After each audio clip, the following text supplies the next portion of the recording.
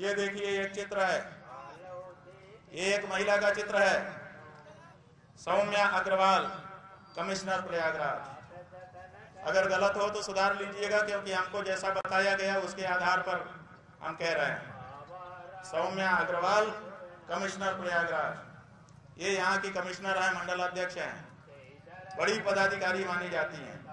DM भी इनको report करता है। अगर ये चाहती तो ये मौके पर मौजूद थी, हमने इनको सामने खड़ी हुई देखा था। ये चाहती तो सम्मानजनक तरीके से, अगर समस्या उत्पन्न भी हो गई थी, वैसे तो उत्पन्न ही नहीं करना चाहिए था। अगर मातहतों ने उत्पन्न कर दिया था तो बड़ा अधिकारी वहां पर मौजूद है, तो उसका ये कार्य है कि वो उसको संभाले। लेकिन 2-2.5 घंटे तक वहां पर हमारे लोगों को मारा पीटा जाता रहा और ये सबकी खड़ी होकर के गवाह बनती रही।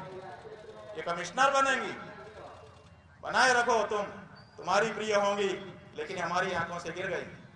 हम नहीं समझते कि ये कमिश्नर बनने लायक। इनका अपराध हम जो समझते हैं, प्रेस को भ्रामक और असत्य जानकारी देना, जो कि अब रिकॉर्डिंग पर है।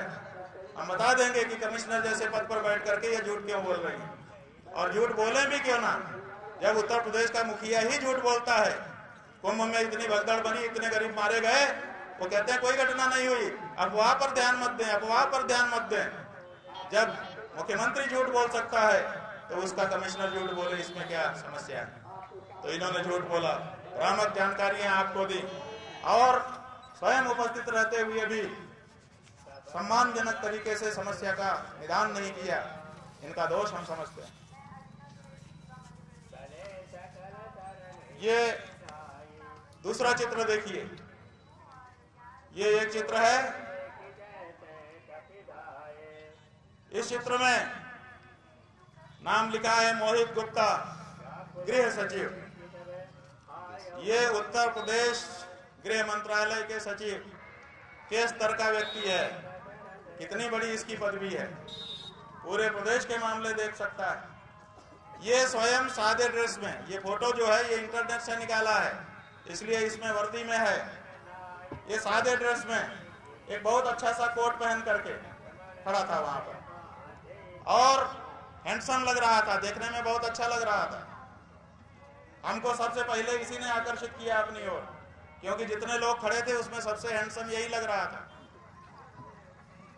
और फिर हमने क्या देखा, पहली बार हमने अपनी नजरों से बहुत सारे वाकये हम भी देख चुके हैं, पुलिस को भी देख लिया है, मार पिटाई भी देख ली है, पुलिस ने हमको भी 15 में मारा था वो भी देख लिया है, सब कुछ देखा है हमने, अनुभवी हम भी है थोड़े थोड़े। लेकिन हमने ये नहीं देखा कि कोई बड़ा अफसर स्वयं अपने हाथ से बालकों को, दंडी सन्यासियों को, बच्चों को मार रहा है। और हमने ये देखा कि ये गृह सचिव अपने हाथ से उनके गले को पकड़ करके, और ये जो कोहनी है इससे मार रहा था। कभी ऐसे करके मार रहा था, कभी ऐसे करके मार रहा था। हमने तो, हमारे पास कैमरा नहीं होता है, वीडियो नहीं बनाया है, आंखों में हमारे वीडियो बना हुआ है, कभी नहीं भूलेगा। ऐसा भी नहीं है कि वीडियो नहीं बना है, बहुत सारे लोगों ने वीडियो बनाया भी है।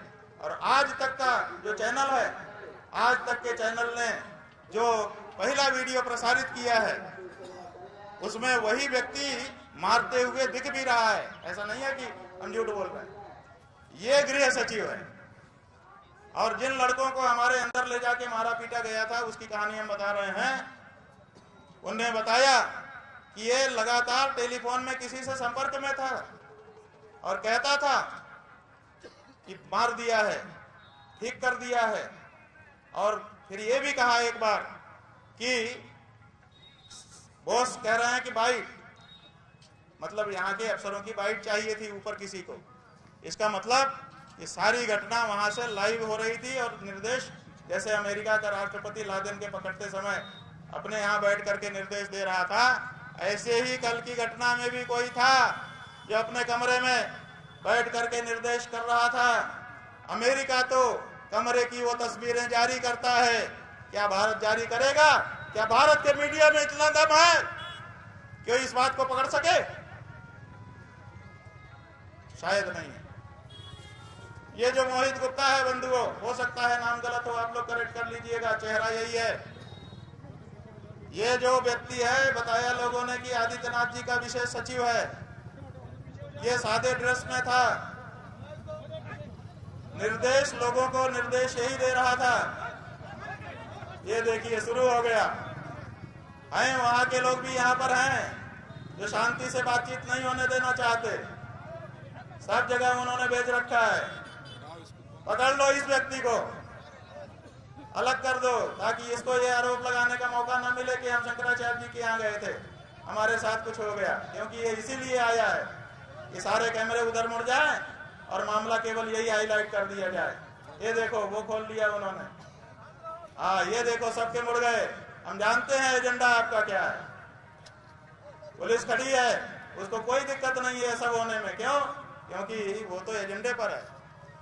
ये जो व्यक्ति है यही निर्देश दे रहा था, और बच्चों को स्वयं इसने मारा, हमने स्वयं देखा। और ये कह रहा था, डरा रहा था तरह तरह के शब्दों से, और कह रहा था कि तुम लोग अभी कम उम्र के हो, जिंदगी खराब कर देंगे। ये धमकी दे रहा था ये व्यक्ति। ये पुलिस है कि गुंडा है? उसके बाद एक और चेहरा आपको दिखा रहे हैं, ध्यान से देखिए। ये एक चेहरा है, ये एक चेहरा है।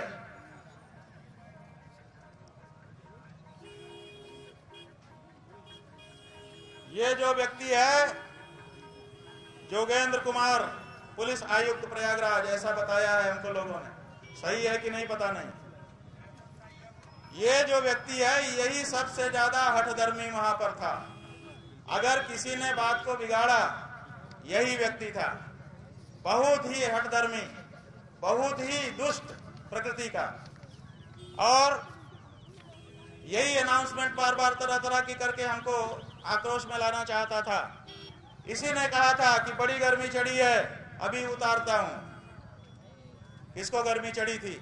ये कहता है बड़ी गर्मी चढ़ी है, अभी उतारता हूं।